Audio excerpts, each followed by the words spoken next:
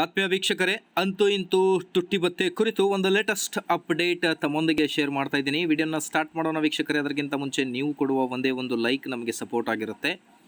ದಯಮಾಡಿ ವಿಡಿಯೋನ ಲೈಕ್ ಮಾಡಿ, ಅದರ ಜೊತೆಗೆ ನಮ್ಮ ಯೂಟ್ಯೂಬ್ ಚಾನಲನ್ನು ಕೂಡ ಸಬ್ಸ್ಕ್ರೈಬ್ ಮಾಡಿಕೊಳ್ಳಿ. ತುಟ್ಟಿ ಭತ್ಯೆ ಶೇಕಡ 2% ಹೆಚ್ಚಳ, ಜನವರಿ 1ರಿಂದಲೇ ಪೂರ್ವಾನ್ವಯ. ವೀಕ್ಷಕರೇ, ಈ ಡಿಎ ಹೆಚ್ಚಳವು ಜನವರಿ 1, 2026ರಿಂದಲೇ ಪೂರ್ವಾನ್ವಯವಾಗುವಂತೆ ಜಾರಿಗೆ ಬರಲಿದೆ.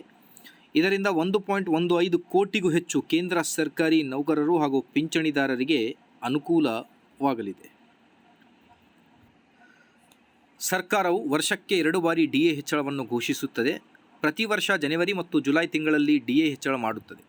ಸಾಮಾನ್ಯವಾಗಿ ಹೋಳಿ ಅಥವಾ ದೀಪಾವಳಿಯಂತಹ ಹಬ್ಬಗಳ ಸಮಯದಲ್ಲಿ ಕೇಂದ್ರ ಸರ್ಕಾರ ತನ್ನ ನೌಕರರಿಗೆ ಸಿಹಿ ಸುದ್ದಿ ನೀಡುತ್ತದೆ. ಆದರೆ ಈ ಬಾರಿ ಡಿಎ ಘೋಷಣೆ ವಿಳಂಬವಾದ ಕಾರಣ ಕೇಂದ್ರ ಸರ್ಕಾರಿ ನೌಕರರಲ್ಲಿ ಅಸಮಾಧಾನವಿತ್ತು. ಅಂತಿಮವಾಗಿ ಈಗ ಘೋಷಣೆ. ಕೇಂದ್ರ ಸರ್ಕಾರಿ ನೌಕರರು ಮತ್ತು ಪಿಂಚಣಿದಾರರಿಗೆ ಶನಿವಾರ ಗುಡ್ ನ್ಯೂಸ್ ನೀಡಿದ್ದು, ತುಟ್ಟಿ ಭತ್ಯೆ ಶೇಕಡ 2% ಹೆಚ್ಚಳ ಮಾಡಿದೆ. ಕೇಂದ್ರ ಸರ್ಕಾರಿ ನೌಕರರ ತುಟ್ಟಿ ಭತ್ಯೆ ಡಿಎಯನ್ನು ಶೇಕಡ 2% ಹೆಚ್ಚಳ ಮಾಡಲು ಕೇಂದ್ರ ಸಚಿವ ಸಂಪುಟ ಅನುಮೋದನೆ ನೀಡಿದೆ.